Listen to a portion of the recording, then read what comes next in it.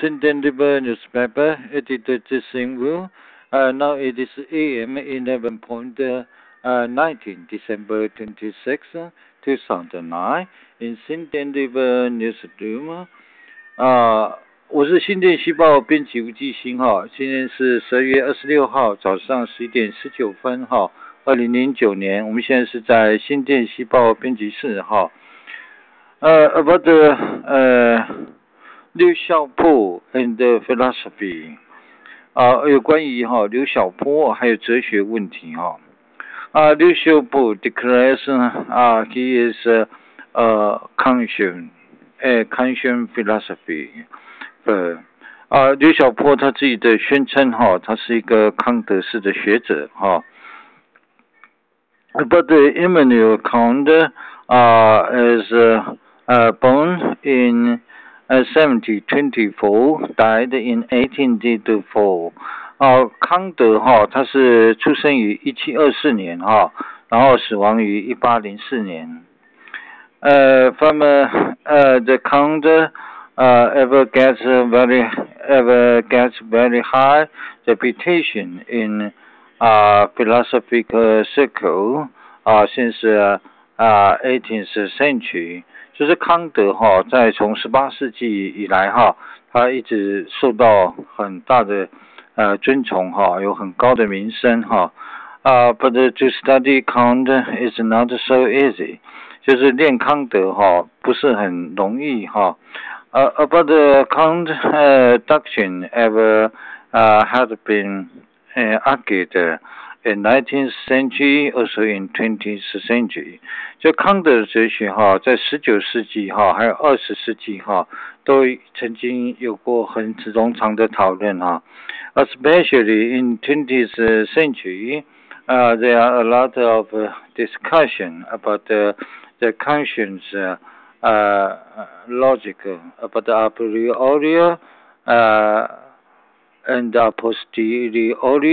analytic and synthetic proposition.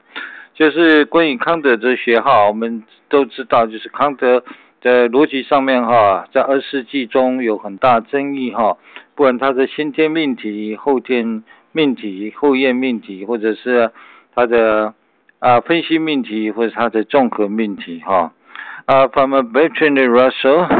to Vienna Circle, there are a lot of discussion, even in German philosophy, about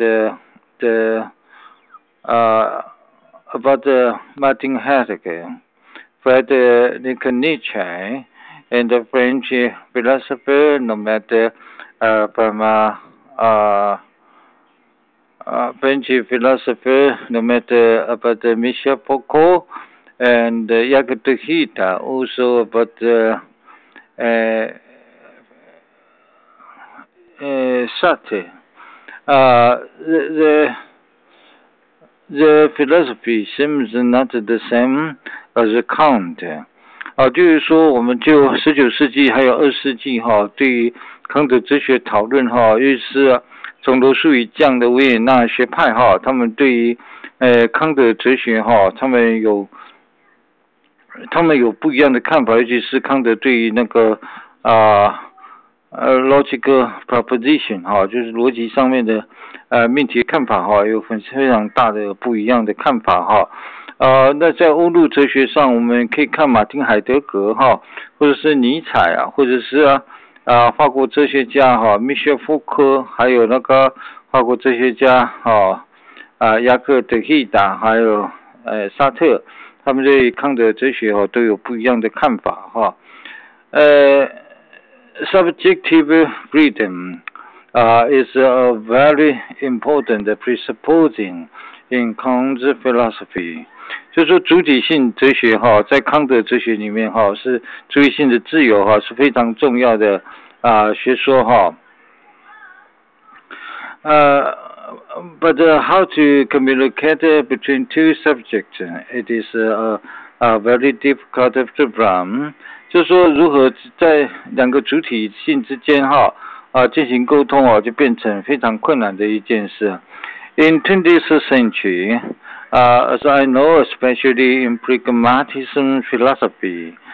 就20世纪来说，尤其在实用主义哲学上面哈。They seriously criticize the distinction between subject and object from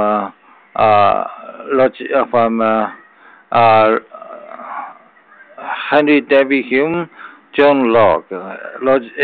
British empiricism, also about rationalism, no matter from Descartes, Kant, Leibniz et al. 就是说，就美国实用主义来说的话，他们曾经有过非常多的批评对于对于主客上面哲学的对分就是主体哲学还有客体哲学的对分在20世纪上有非常严厉的批评我们在从这个英国经验论也好，或者是从大陆理性论也好关于主客对分的问题都有很严重的批评。About Liu Xiaobo's subjective freedom, it is a very important problem in philosophy. 就是说，刘晓波讲的主体性自由是非常重要。But in practical and in constitutional affairs, it is very difficult to discussion. 就是说，在主体性自由上面在宪法或者是在实行上面是非常困难的It easily caused a very serious conflict in a giant society. 就一个巨大的社会来说这非常容易引起很大的冲突So how to balance in freedom of speech is a very practical, political and social job. 就如何在社会中保持言论上面的平衡这是非常庞大的社会还有政治上面的工作。谢谢 ，Thank you。